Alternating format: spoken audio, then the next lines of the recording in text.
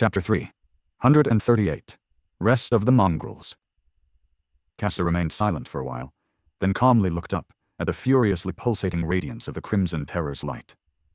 Finally, he lowered his head and exhaled through gritted teeth. "Out of my way, Sonny." Sonny blinked a couple of times, then said in a humorless tone, "Or what?"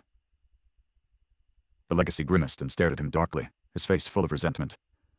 "I am so tired of you and your insolence. Why must you always ruin everything? Why can't you just know your place?" Summoning his beautiful Jian, Castor shook his head and said, "Stay out of this if you value your life. This is the last chance I'm going to give you." Sonny did not move, watching the young man silently. There was nothing but darkness in the eyes of the disturbing black mask. A few moments later, his voice resounded from behind it, strangely hollow. "Know my place? What is my place in your eyes? Huh, Castor?" The Legacy smiled slightly and then said naturally, as though stating a fact, "Out of the sight of those better than you, with the rest of the mongrels. What else?" Sonny shifted slightly. When he spoke, his tone was unexpectedly carefree and friendly. "Ah, not exactly what I expected to hear.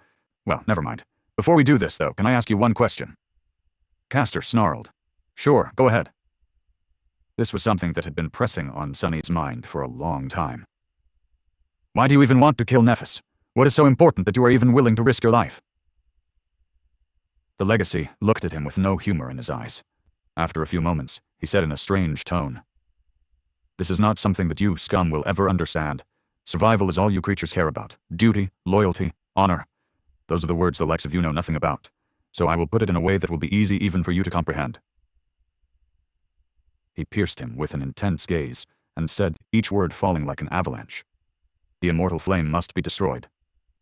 And then, his voice ringing with profound inevitability, Castor added, "This is the will of the sovereigns." Sonny stared at him for a bit, engrossed in the solemn atmosphere of this proclamation. A few seconds later, in a sincerely confused tone, he asked, Who?" Castor's eyes widened. He looked at Sonny with a dumbfounded expression, then shook his head in disbelief. "Wait, you really don't know? She didn't tell you anything?" Sonny scratched the back of his head. "Of course she did. Actually, I know exactly what you're talking about. I've been told everything. No one knows more than me on this topic, really." The Legacy stared at him for a few moments, then suddenly threw his head back and laughed out loud. "Pathetic mongrel. You don't even know who you serve. You don't even know who rules the world you live in. Why am I even wasting my breath talking to a worm like you?" Sonny tilted his head, then said in a reproachful tone, "Ouch, that stings." Castor smiled darkly, then raised his sword. "Enough of this. I'm done trying to reason with you, fool. I have allowed you to skulk in the shadows, playing your vulgar games for long enough. I only permitted you to live because there was no reason to get rid of you. What, do you think that you can defeat me? That your little schemes and secrets will give you a chance against a true Legacy? Sorry to disappoint, but I figured them out a long time ago." Sonny remained silent for a bit, and then asked in an indifferent tone, "Oh yeah? Do tell. What are my secrets exactly?" The Legacy grinned. "You hide your strength and pretend to be weak. You go around telling ridiculous tales, making everyone think that you are a lunatic. At first I thought that you have lost your mind too, but once I started paying attention it was so obvious.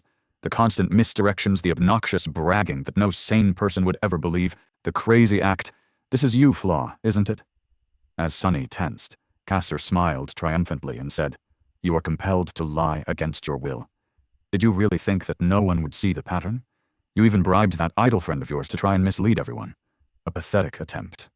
Were you expecting that anyone would buy it?" Sonny stared at him for a few moments, and then exploded with laughter. "Ah, crap. You got me. Yes, you are right. This is my flaw. What sane person would go around telling such outrageous lies?" Then he pierced Castor with a murderous gaze and said, "Nah. Sadly, it seems that I am at a disadvantage in that regard. It is such a shame that I have no idea what your flaw is, huh? That I haven't figured it out a long time ago, too." Castor looked at him, a corner of his mouth turning downward. In the light of the memory lantern, he looked handsome and confident. Mature. There was a short beard on his face, and a few gray hairs in his luscious mane. Hidden behind the mask, Sonny smiled. "It is so sad that I don't know that your powerful, incredible, amazing aspect ability shortens your lifespan every time you use it, and that you reverse its effect on your body with a charm memory in the shape of a sand glass. Ah, if only I was more observant. Too bad I am not. The legacy stared at him with a dark expression, his face slowly turning pale. After a while, he uttered, "It doesn't matter. After I fulfill my duty and return to the real world, the awakening will allow me to take back the years that had been stolen from me, while you, rat, will stay in this cursed place, Before he was done talking, a heavy triangular blade suddenly flew into his face. As a hint of outrage gleamed in Castor's eyes, he easily swatted the kunai away, and turned into a blur, lunging at Sunny with astonishing speed. Invisible to a human eye, the string of the prowling thorn was wrapped around 2 coral outcroppings, drawn across the wide route right ahead of him, and the proud legacy was about to. A green light flashed through the air, and Sunny felt his wrist jerk back, the tension of the string suddenly gone. A fraction of a second later, Castor was upon him,